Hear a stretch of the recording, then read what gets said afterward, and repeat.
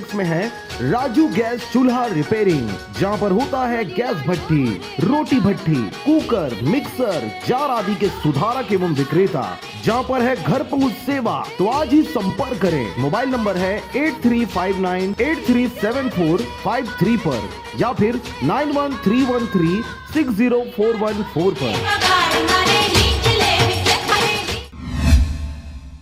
मुंगेली जिला के पथरिया ब्लॉक अंतर्गत आने वाले नगर पंचायत सरगांव क्षेत्र का, जहां पर 15 पाव शराब मिलने पर नहीं होगी कार्रवाई। खबर के अनुसार पथरिया ब्लॉक के सरगांव थाना क्षेत्र अंतर्गत ग्रामीणों से मिली जानकारी के अनुसार थाना क्षेत्र के लगभग सभी ग्राम पंचायतों में इन दिनों कोचियों की मदद से बिक रही है शराब। लोग खुलेआम शराब का कारोबार कर रहे हैं। इससे गांव में माहौल खराब होता दिखाई दे रहा है। कुछ खुले रूप में एवं कुछ लोग दबी आवाज में विरोध करते नजर आ रहे हैं, जहां पर अनेकों शिकायतों के बावजूद उन पर लगाम लगता नहीं दिख रहा, जिससे कोचियों का हौसला और भी बुलंद होता दिख रहा है। इसी बीच जहां ग्राम पंचायत उमरिया के युवा धर्मेंद्र बंजारे को पुलिस ने शनिवार 17 अक्टूबर 2020 सुबह 9 बजे सरगांव में देशी एवं अंग्रेजी शराब दुकान से लगा हुआ वार्ड नंबर 1 खपरी के पास से पकड़ा, कार्रवाई हेतु थाना लाया गया, परंतु थाने में कुछ समय बिताने के बाद उसे छोड़ दिया गया। पुलिस से कार्रवाई के विषय में पूछे जाने पर पता चला कि मात्र 15 पाव शराब प्राप्त होने की वजह से अपराध पंजीबद्ध नहीं किया गया, इसके लिए उन्हें छोड़ दिया गया। सरगांव थाना शराब लाने ले जाने वालों पर